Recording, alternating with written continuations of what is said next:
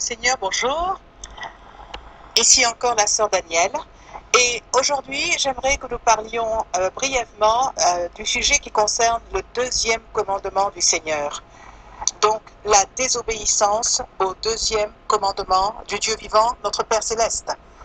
Nous allons lire ce commandement dans le livre d'Exode au chapitre 20. Je commence à partir du verset 1. Alors Dieu prononça toutes ces paroles en disant: Je suis l'Éternel ton Dieu qui t'a fait sortir du pays d'Égypte, de la maison de servitude. Tu n'auras pas d'autre Dieu devant ma face. Verset 4. Tu ne te feras point d'image taillée, ni de représentation quelconque des choses qui sont en haut dans les cieux, qui sont en bas sur la terre, et qui sont dans les eaux plus bas que la terre. Tu ne te prosterneras point devant elles, et tu ne les serviras point, car moi, l'Éternel ton Dieu, je suis un Dieu jaloux, qui punit l'iniquité des pères sur les enfants, jusqu'à la 3e et la 4e génération de ceux qui me haïssent, et qui fait miséricorde jusqu'en 1000 générations à ceux qui m'aiment et qui gardent mes commandements. Gloire à Dieu. Dans ce passage que nous avons lu, l'Éternel Dieu avait donné les 10 commandements à notre bien-aimé papa Moïse. Et nous voyons ici que Dieu parle de deux catégories de personnes. Il y a ceux qui l'aiment et il y a ceux qui le haïssent.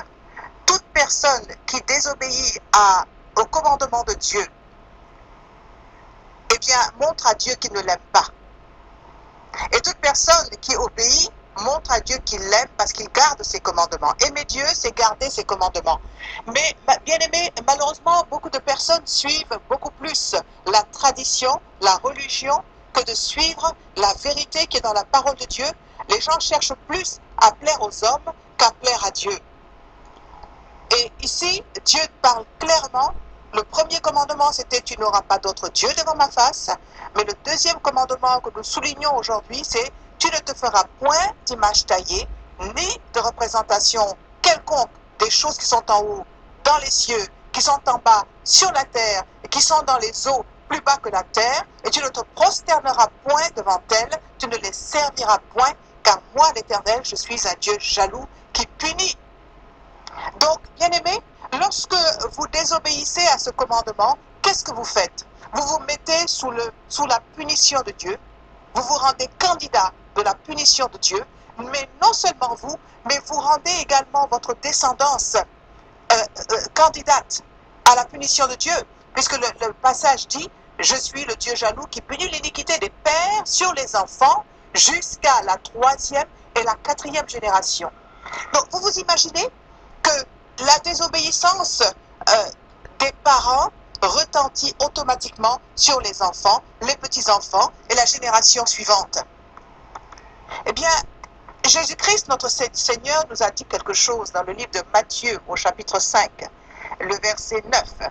Jésus-Christ lui-même nous dit que celui qui supprimera l'un de ses plus petits commandements et qui enseignera aux hommes à faire de même sera appelé le plus petit dans le royaume des cieux. Mais celui qui les observera et qui enseignera à les observer, celui-là sera appelé grand dans le royaume des cieux.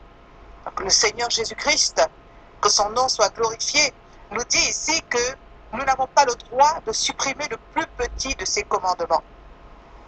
Donc, de quel droit nous permettons-nous de suivre une tradition religieuse en désobéissant au Dieu vivant, celui que nous disons aimer, celui que nous disons vouloir servir? Nous lui désobéissons. Eh bien, je voudrais que vous soyez interpellés par ces passages. Ce n'est pas un être humain, ce n'est pas un homme qui vous le dit, c'est Dieu lui-même dans sa parole qui vous demande de cesser d'adorer des statues, de cesser de vous prosterner devant elles, de servir des statues, de prier, de soi-disant les vénérer ou de les adorer, de vous agenouiller devant, de parler aux statues pour leur présenter des prières, invoquer des statues. Ce sont des actes religieux qui sont abhorrés par le Seigneur. Le Seigneur est ce genre d'attitude. C'est de la pure idolâtrie. Et celui qui commet l'idolâtrie tombe sous la malédiction divine. Et bien malheureusement, il met également sa descendance sous la malédiction divine.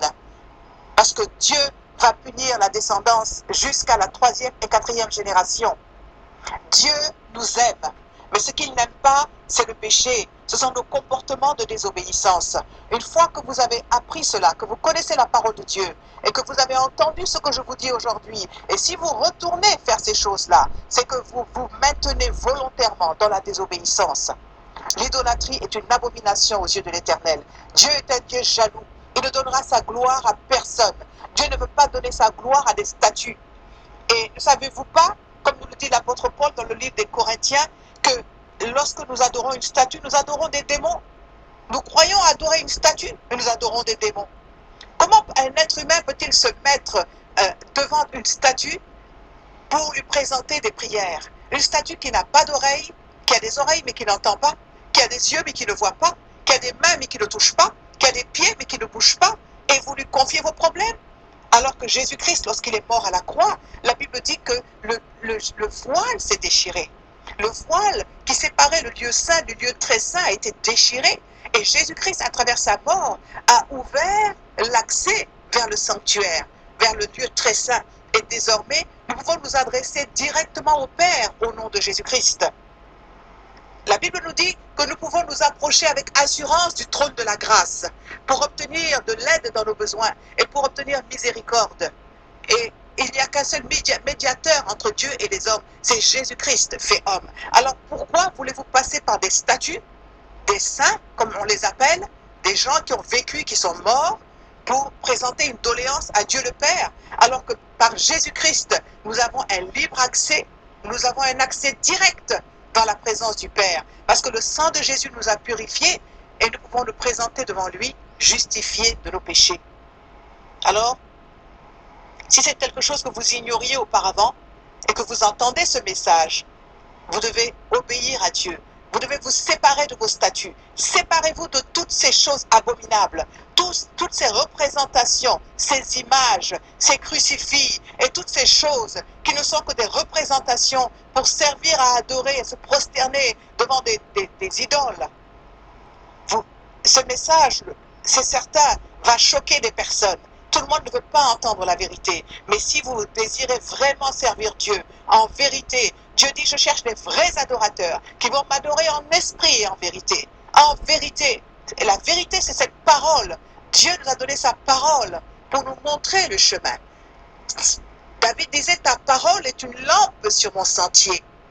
Donc la parole nous éclaire. Elle nous dit, bon, ce que tu fais n'est pas bon, il faut marcher de ce côté-là. Marche comme ça. C'est comme ça que Dieu veut qu'on marche. Donc obéissons à cette parole.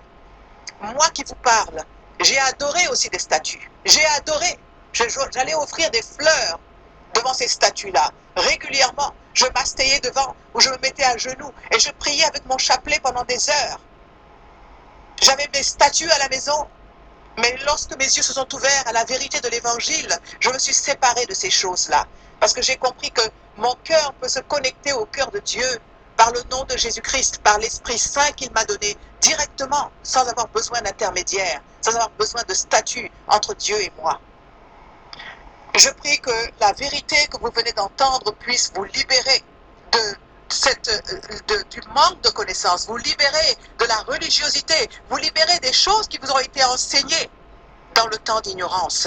Mais nous sommes maintenant dans le temps de la connaissance. La Bible nous dit dans le livre des Actes, au chapitre 17, Actes, chapitre 17, la Bible nous parle de la fin du temps de l'ignorance. Actes, chapitre 17. Au verset 30, la Bible dit, Dieu, sans tenir compte des temps d'ignorance, Dieu, sans tenir compte des temps d'ignorance, annonce maintenant à tous les hommes, en tout lieu, qu'ils aient à se repentir, parce qu'il a fixé un jour où il jugera le monde selon la justice, par l'homme qu'il a désigné, ce dont il a donné à nous une preuve certaine en le ressuscitant des morts. Amen. Et la repentance, c'est changer d'attitude, faire demi-tour, aller dans le sens inverse. Quand on va dans une direction opposée à Dieu et qu'on découvre la vérité, on fait demi-tour, on retourne vers le Seigneur en faisant ce que le Seigneur veut que nous fassions. C'est cela la vraie repentance, et marcher dans les voies de Dieu, donc selon la justice de Dieu par Jésus-Christ notre Sauveur, qui est mort et ressuscité pour nous, pour nous, pour nous purifier de nos péchés et pour faire de nous un peuple séparé pour le Seigneur et marchant dans l'obéissance. Que Dieu vous bénisse. Je vais prier pour vous. Père Céleste, je te dis merci pour ta parole. Ta parole est la lumière, ta parole est la vérité. Ta parole nous illumine. Elle brise le voile de l'ignorance. Elle brise le voile de tout ce qui nous rendait injustes à tes yeux, à travers notre désobéissance basée sur notre ignorance. Seigneur mon Dieu, je te dis merci pour ta parole qui nous ouvre les yeux. Et aujourd'hui, je prie que toute personne qui a entendu ce message soit transformée et revienne à toi pleinement selon ta volonté pour obéir entièrement à tes commandements. Car Jésus-Christ n'est pas venu pour abolir les commandements, mais il est venu pour les accomplir en nous par ton Esprit Saint. Seigneur, je te dis merci, que toute la gloire te revienne. Pardonne-nous à nous et à tous ceux qui avons dans le passé ou qui avons adoré les idoles, qui avons pratiqué l'idolâtrie par ignorance, Seigneur. Je prie que tu daignes nous pardonner. Que tu nous sanctifies, Seigneur, que tu nous donnes maintenant la compréhension, que tu illumines les yeux de notre cœur et que tu nous apprennes à marcher selon ta voie, selon ta justice, selon ta parole, de manière à t'être entièrement agréable, Seigneur. Je te dis merci. Merci pour la mort de Jésus à la croix. Merci pour sa résurrection. Merci pour le sacrifice qu'il a consenti à payer pour nous. Seigneur, il a payé la rançon de notre rédemption. Nous te disons merci, Père éternel. Au nom puissant de Jésus, j'ai prié. Amen. Que Dieu vous bénisse, mes bien-aimés, jusqu'à la prochaine fois. Demeurez dans la paix du Seigneur et dans sa parole. Au nom de Jésus. Soyez bénis au nom de Jésus-Christ. Amen.